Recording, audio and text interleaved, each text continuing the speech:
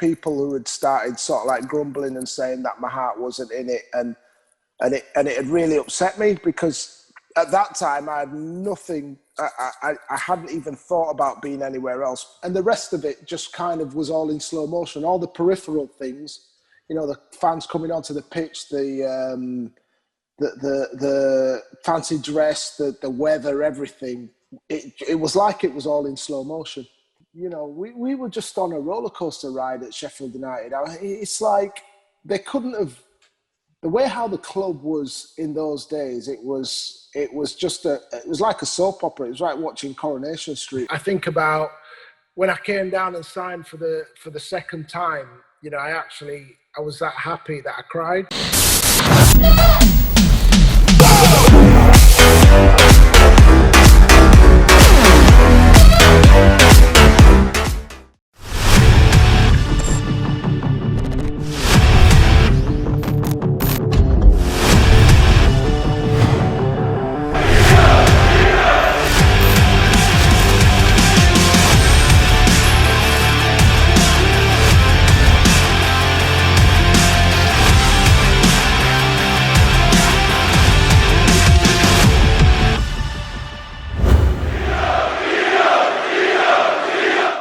Great pleasure to welcome to the channel the man, the legend, the ultimate blade, Deano himself, Brian Deane.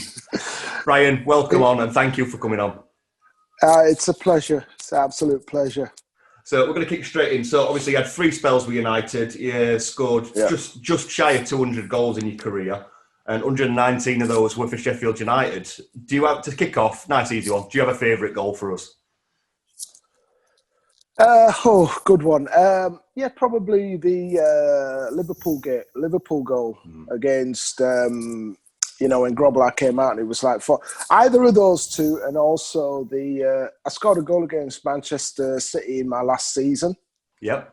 And there was a bit of a backstory with that, and it was basically, I felt as though I was getting a lot of grief, and I don't know, it sometimes comes on Sky, and I'd reached this point at the club where I think, you know, there were people who had started sort of like grumbling and saying that my heart wasn't in it, and it had really upset me, because at that time I had nothing. I hadn't even thought about being anywhere else. But I think because we'd become reliant on sort of like the goals that perhaps I was contributing, and if we didn't score, it was saying, oh, you know, what's wrong with him or whatever. And it was getting tougher and tougher. And I remember, you know, I scored the game. It was John Pemberton sort of like played a long diagonal out to Carl Bradshaw.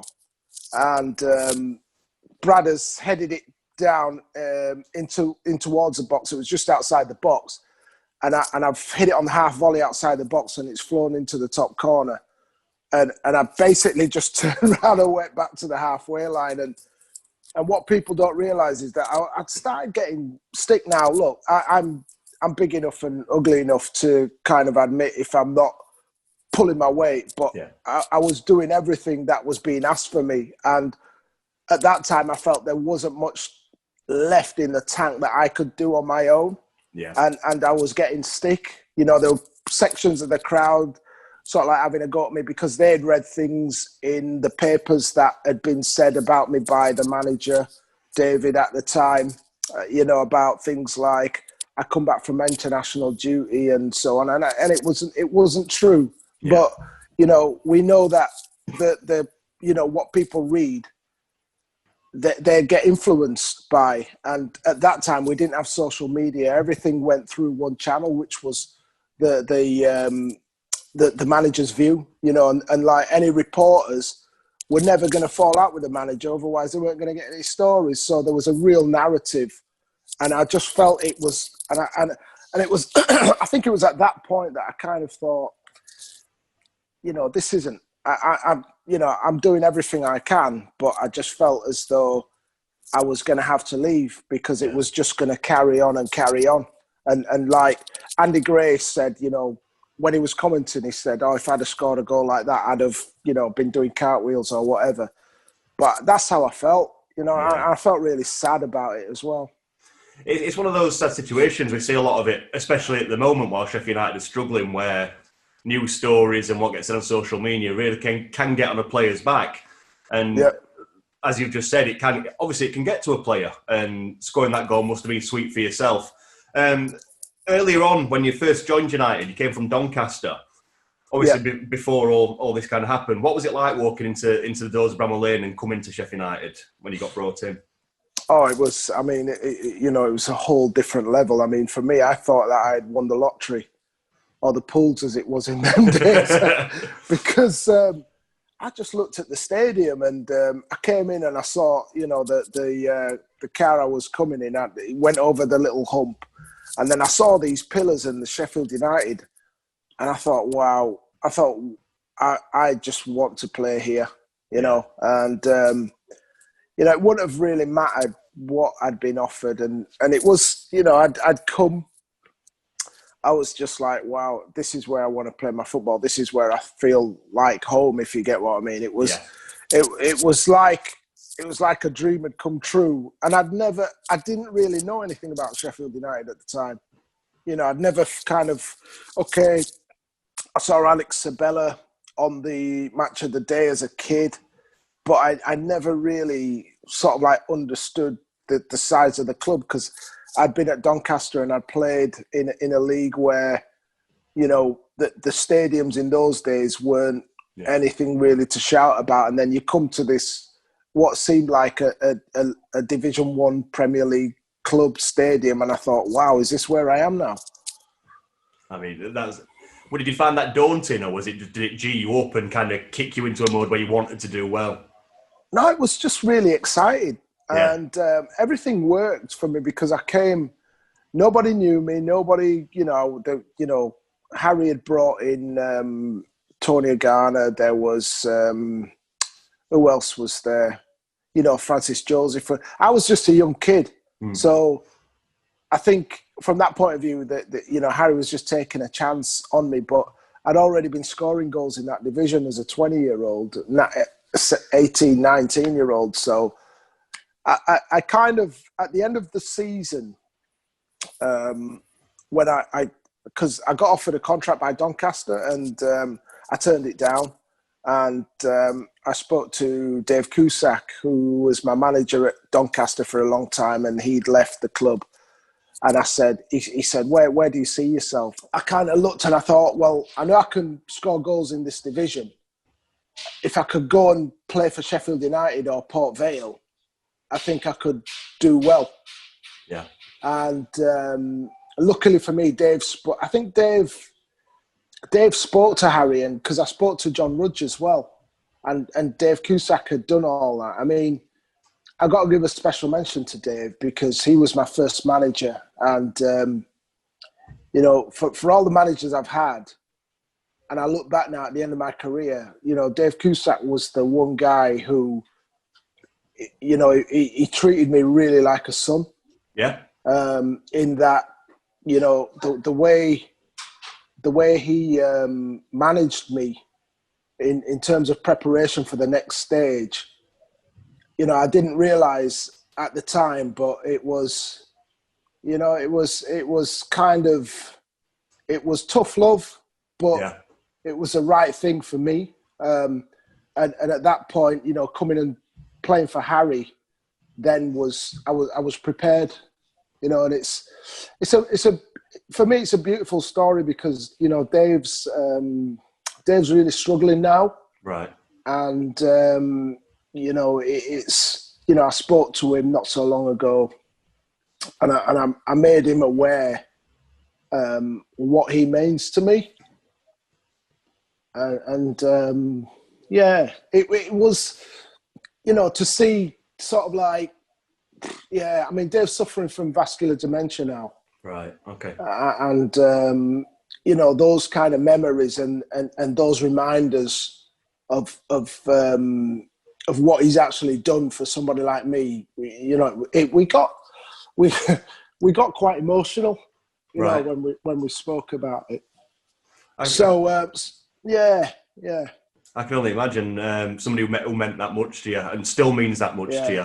Obviously, we wish him all the best going through that. And it's got to be off yourself. Obviously, you said as a father figure, and then everything is done for you. I'm not meaning to paper over that by any means. We wish him the best. No. But when you moved to United, you mentioned Harry, you've mentioned Tony Agana. We all know the song Tony Agana, Brian Deane, all that kind of stuff. What was before we get onto the dressing room? What Harry was like as a manager? Obviously, you said you've gone from a father figure to Harry. We'll get onto that in a second. But what was your relationship with Tony like at the club? Still is very good. Tony was. I kind of, Tony, even though we were competitors, he kind of took me under his wing. Yeah. And, we had a fantastic relationship. We kind of really just complemented each other. He was like a big brother to me, and he still is, Right. And, we talk and, I can't speak highly enough of Tony. He's just one of those guys who's very intelligent. He's a kind of person you wish was still involved in football, because he's one of those guys who's just very genuine in whichever capacity he should be involved. These are the kind of people who you need preaching the word of football. I've got a bit of a beef in that, we don't sort of like look at having enough intelligent ex-players involved in the running of football, and that's why I feel that football's lost its way a little bit, and you have all these emotions and all these characteristics that are very important and misunderstood, I think, in the wider kind of wider kind of story of what's going on in football. But you need these kind of custodians still involved as well. Players, I mean, a big compliment I can give to Tony is I remember when Tony used to live in Gleedless with Tufty, with Chris, the manager, And it's that kind of mentality of, it was tough in them days for all of us, but we got through it, and we rode the kind of wave of what it is to transcend through the different years of football, with everything that it threw at us with, the rivalry with Sheffield Wednesday, going into town, meeting some of the players, having this kind of, they're over there and we're over here. We really kind of, in them days, it was, you don't cross the line in many ways. But it was also fun, and there was always a mutual respect between the players. They were good times. Good times. What was it like in a typical Harry Bassett changing room? So Harry was very much a man manager. He was a brilliant man manager. And he was perfect for me when I signed. Yeah. And that was because I needed somebody who could see the signs beforehand. So, for example, the way Harry would manage would be that I remember I was going through a tough time, and he pulled me in. I think it was when the end of the first season, and I'd kind of, I was 21 and, I played all these games, scored all these goals. And Tony was carrying me for that back end of the season. And Harry had pulled me in and he'd said, look, you've had a fantastic season, but you're still learning, you're still kind of coming to terms with inconsistencies and so on. And, but you'll get better. And it all made sense because I'd had this kind of euphoric rise. And then all of a sudden, I fell flat, but Tony was there, and it was a case of, some days Tony will need picking up. Right. So that's how, and Harry explained all that. And on the other side of the coin, he would, if he felt as though we were getting too cocky, he would put us in our place. You know, even if we won a game, he would kind of get those warning signs up to say, listen, you know, you might have won, but you were lucky. You've got to watch out for the next game or so on. So his management style at that time was perfect. The way how he you know, the siege mentality that we created.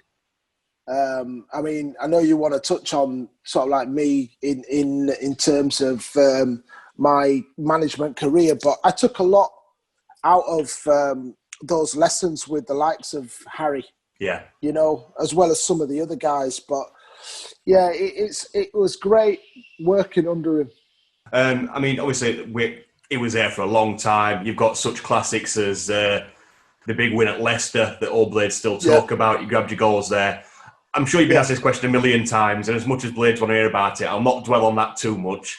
But what were that overall? If you could sum that day up briefly, what was that day at Leicester like?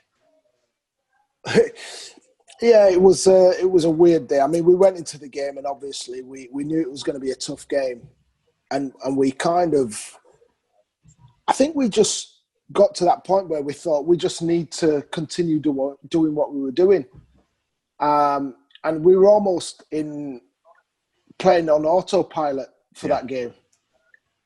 So that side of it was not easy, but I think we'd got ourselves mentally into a place where, if we did everything right, it's like when you fly in an aeroplane, you go through a sequence before the game.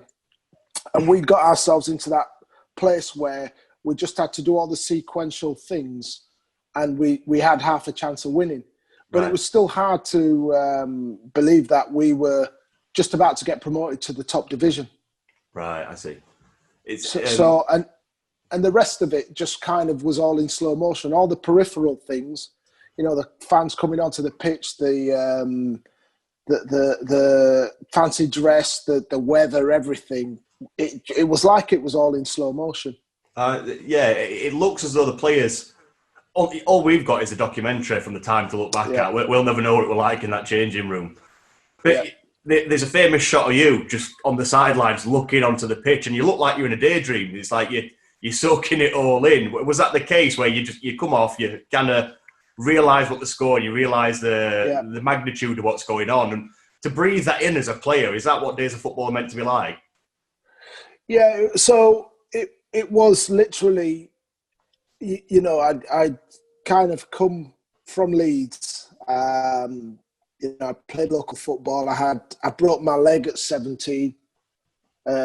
Double fracture and a dislocation of my ankle. And then all of a sudden, you know, I've got to where I'd always dreamed of. I'd always prayed and asked, you know, for the strength and all the rest of it to kind of, you know, that, you know, this is what I want more than anything, you know, and all of a sudden it was like, you've done it. You know, you've actually reached where you've kind of always dreamed that you wanted to be. Yeah. You know, so I was just taking a moment to think, I don't believe it. I'm a young man. I've got all my faculties in place. You know, I'm on to the next step now. You know, life doesn't get better than that. You know, that's real achievement. And to do it at the club and to have been part of the success of the club, you know, it kind of cemented my relationship with the club. You know, I'll never have a relationship with another club like I have, because it was impossible to have those kind of memories. Yeah. Premier League comes along, big change to the game. Ugas and nods in the first ever goal. It's only Mr. Brian Deane at Sheffield United. Did they give you the ball? Did they let you have the ball? No, because I only scored 2.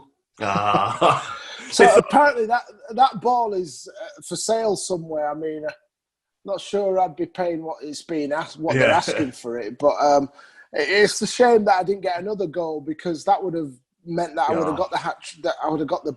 You know, I did actually score a third one, but it got disallowed. It was, again, you know, we were just on a roller coaster ride at Sheffield United. It's like they couldn't have the way how the club was in those days, it was just it was like a soap opera. It was like watching Coronation Street, the way how it was, and the kind of interaction with the fans and all the rest of it. It was amazing.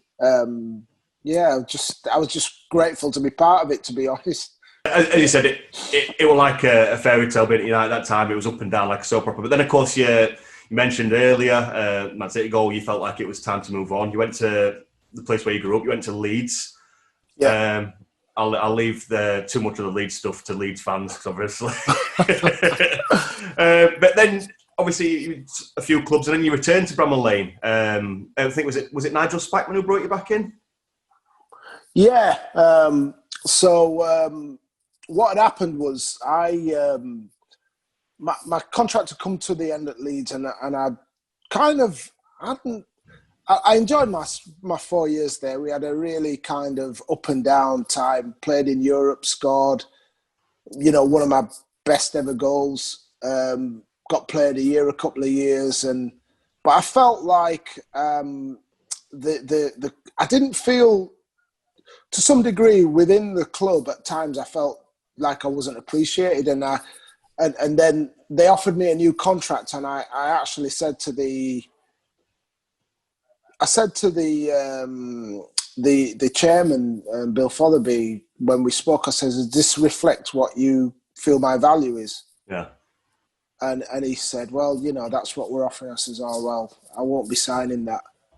And from that point, I was like, "I'm leaving. Why am I staying here when I've sweated blood for this club? I put in as much effort there as I had anyway. I'd made sacrifices that I would never have to make at any other club. I played on the left for, a long period of time. My goal tally suffered. I ended up on a bench losing, and all these things. And in that last season that I was there, we flirted with relegation. And I felt that it wasn't a fair reflection, the offer that they'd made. And I thought, I'm leaving. So I was going to go abroad, and because I'd always fancied going abroad. But then I spoke to Mick Rucker, and Mick said, "Look, Deansy," he said, they've asked if you, I've been asked if you would consider coming back. And I was like, "Are you sure the Sheffield fans would have me?" Because I left to go to Leeds, and he goes, he says, "What are you talking about?" And I was very sensitive, because I remember when I came back and scored at Bramall Lane, and I was like, all this nonsense now I see with players who, when they score, they don't celebrate. Yeah. I'm sorry, but I'm a professional, and if I score against anybody, my ex-clubs or what, I'm celebrating, and it's good to have that healthy relationship with your fans, because what it means is that wherever I go, I'm doing a job, I'm being professional. Yeah. I see people going and I'm like, nah, sorry, I'm going there to score. Yeah. That's your job at the end of the day. That's your job. Yeah. It's like, come on, man, and all this nonsense. So, when I came back, it was under Nigel, and the project was fantastic. I really bought into it. I'd seen that Paul Merson had gone to Middlesbrough, and I thought, well, yeah, okay, you're having to go down a division, but, what a club to go back to. Yeah. And, I was happy. I actually got offered a 2-year contract at the time, but I said, listen, I'll sign a 1 year, because, they'd offered me, what at those times were generous terms. But I said, listen, if it looks like we're going up, I'm happy to jump on board with a 3-year contract, for example. So, so that was me, and we had a great team. I felt as good in physically as I did anywhere. I was now 28, 29, and I was, I'd grown into my body really well. I was really mobile, and I really enjoyed that, being sort of like a senior player at the Lane at the time. Yeah, I mean, that team you mentioned, you touched on it there. What a team that was. You had Fjortov, Babokis, Quinn, Olser, some great players.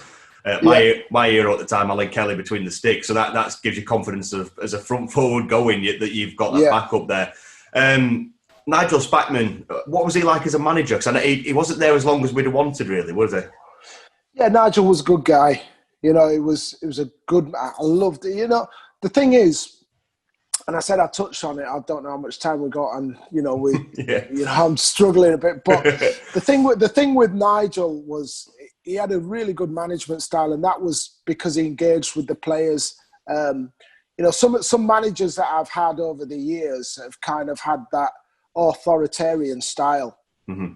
You know, and you've got to have a balance. You know, you've got to be far enough away from the players so that they don't get comfortable with you. But also you need to have empathy, and you need to have all the different tools in your box that kind of gets the best out of your players. You have to be able to create the right environment so that your players can flourish. Yeah. You know, and being their friend isn't going to do that. You know, so I had loads of managers, and I learned something from each one of them. Yeah, and that's how my style was. You know, people might think, you know, that I'm a softly spoken guy, but believe me, that I've got players who don't like me, you know, from my time. But they respect me because I was very honest, and I think most players will tell you that if you're going to get left out, as long as your manager can explain why, then they'll accept it. They might not like it, but we had. You know, I've played under managers who didn't necessarily explain why they left me out or why they'd done certain things, and that's the worst thing you can do to a player. Yeah, it dents confidence, I imagine, as well as gets you back up. Well, you're supposed to be looking up to this fella, and you know, he you know, I've heard stories about some managers who they'll see a player who they've dropped and they'll just walk past them in the corridor. And you just think, well, why would you do that? Yeah. You know, so... What I'll do is, I'm going to do a bit of a round turn now. Obviously, you said you pressed for time and your son could run in at any minute. So before I talk about your last spell at United, what we'll do is, we'll jump into, obviously, Brian Deane, the manager. We'll touch briefly on that. He went to Norway, I'm going to butcher this, went to Sarpsborg 08. Have I got that right? Correct. Jumped to Norway, a bit of obviously out of left centre kind of manoeuvre for yourself, but it gave you that chance in management. First of all, language barrier. Second of all, first management gig. What was that like walking through the doors there as a gaffer? So the language isn't a problem because all the Norwegians, all Scandinavians speak very good English. I used to live in Finland, so I can tell you they speak better English than us at times. In terms of, it was just where the opportunity was. I mean, I didn't get, you know, for all what I did as a player, you know, and I tried to get in front of people. It just, you know, just don't get those opportunities. And I know there's a lot going on now, and people will say, well, you know, if you're good enough, you know, you'll get, you know, it don't work like that, you know, and anybody who thinks that, you know, the opportunity for somebody like myself is out there, it's just not. Listen, I did my badges and I worked with Leeds University. You know, so I've heard people say, "Well, are you willing to go down into non-league?" I went lower than non-league to get my opportunity, and then, you know, I didn't stay in my comfort zone. I went abroad. Now, that's for me. I did that because A, opportunity, and B, I had to find out whether or not it was for me. Yeah. And as I've kind of touched on, sort of like my management style was based on all the managers that I played for. So, you know, George Graham, Graham Souness, Harry, Howard Wilkinson, Alan Pardew, Nigel Spackman, Terry Venables, Brian Robson, Graham Taylor. It's a long list of very good managers, isn't it? I mean, that's a lot. That's a lot of good experience. Yeah. Yeah, and I kind of, you know, the beauty of playing under all of those managers was that you've faced different situations all the time. And I'd kind of look at it and say, well, how would this manager deal with this situation?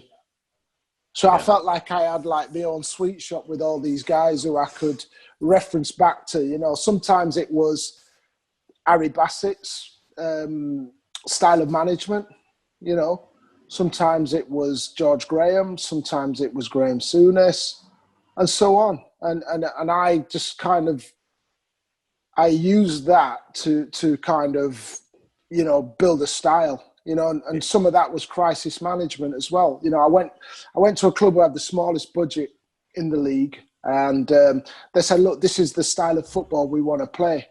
And I can imagine a lot of people out there would say, well, big centre forward, blah. Listen, my team was cultured, and we had to adapt to the players that we had. People say, oh, what style of football do you play? And is it, and some people try and put square pegs in round holes. Yeah. But you've got to use the abilities of the players that you've got. There's no point playing tiki-taka if none of your players are good technically. And these are all kind of scenarios that, there's all these romanticists out there and they don't realise that, like a manager or a coach has to analyse what he has and how he can get the best out of each player and adapt a system to being able to utilise the best things about those players. Not only that, but you've also got to create a good environment for those players to thrive in. You've got to have your players coming in and wanting to go out and train. I had a scenario when I was at Leeds United just before Howard Wilkinson got the sack, where there was about 8 players with niggles who were missing games, and it was because they'd lost faith in what was happening down there and they didn't want to go out. And it was at the time when I'd ruptured my, I had a torn muscle in my groin. So I was out for 12 weeks. So it didn't really, I was out. It happened on the first day of the season. So I was out. There's a lot of players who sort of like thought, bit of a tough time at the minute. I think I'll spend, when the manager left and George Graham came in, the first thing that George Graham did was he said, if you're injured, you're here till 9 to 5. Yeah. Yeah. So I, in terms of management, it was a great round, great start for me. The first season we managed to stay up with the smallest budget, and then the second year we finished 8th, and we got to the cup semi-final, and I came back quite confident that I'd be able to do a job at a lower level, even non-league. I couldn't get an opportunity. It's a shame that I couldn't even. I mean, I went even to a local club where I was, and I went with one of the directors, and I said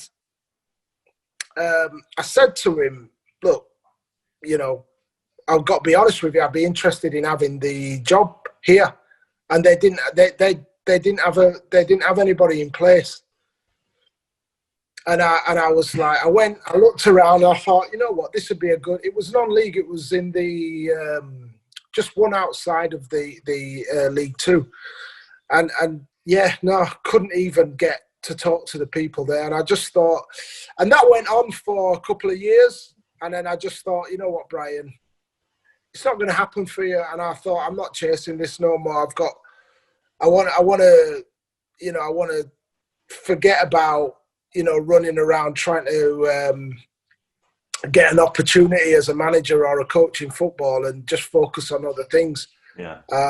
And it's unfortunate, but it's not just me. There's a lot of experience that, whether it's as a coach or in the administration, sporting director, that's, where there's a lot of clubs that are missing out on that kind of experience. You know, that kind of experience is being lost. Just my opinion, and we're looking at people. You know, I'm going to be a little bit controversial here, but you look at the FA situation with Greg Clark. Yeah. You know, what is he doing? What was he, regardless of what he's said, and what's he doing as the head of the FA? The guy doesn't even like football. Yeah, 100%. 100% agree with you.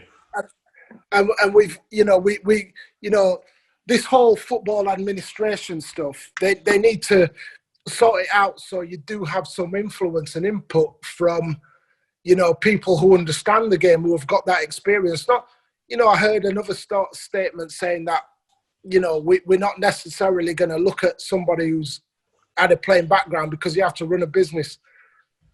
Come on, give me a break. You know what I mean? That's why you have a flat hierarchy. That's why you bring in a system where you have split responsibilities. Yeah. You know, it's just all of this. It's just jobs for the boys. It's that kind of the whole status quo thing. People don't really want change. I've seen a lot of things that we've talked about while in lockdown, and things have happened. People don't want change, really. The people at the top don't want change. So it's not going to happen. Yeah. You know, and I can sit here, you know, and I'll tell you the reason why I'm not, why I stopped chasing it is because I'm getting old, and I'm old now, and I don't have the same energy to run around on a train, in my opinion anyway. I don't have that, you know, it's that eye of the tiger has gone, because I was never presented with opportunities when, you know, I felt that I could do those jobs. So I've moved on, you know, and, you know, some people are tailor-made for management. Some are given the suit, you know, and told to get on with it. And some people have just said, well, sorry, son, we don't have your size. And I must fit into that third character, that third category. I think that's the best I've ever heard it summed up, to be honest. That's the best way I've ever heard it summed up. Like, to me, the Chesterfield job's open at the minute, and a lot of people who could probably get that job probably won't. Like you said, though, until people are open to change, genuinely open, it's not going to happen, and that's the shame that we face the reality. I don't want to waste my time with that, and people can have their discussions. Yeah. Look, you know, I've got over 30 years experience, but if anybody said, oh, would you come in and do this job? I said, no, it's not for me. You know, and the other thing that people don't understand is management's very stressful, and you have to have a mindset. You have to understand crisis management. There are lots of things that, you know, go on that you don't understand. And even when I was in Norway and managed there were things that I was still thinking about at 12 o'clock at night that I was going to have to tackle the next day. Yeah. You know, and those are things off the pitch. And then you're thinking about, well, we lost at the weekend.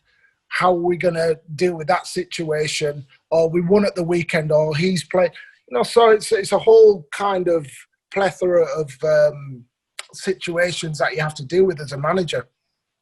I think a lot of people seem to think it's FIFA or Football Manager, where you walk into a club, you've got all your player ratings lined up, you stick them here and there, and then that's the game day until game day. Not a chance.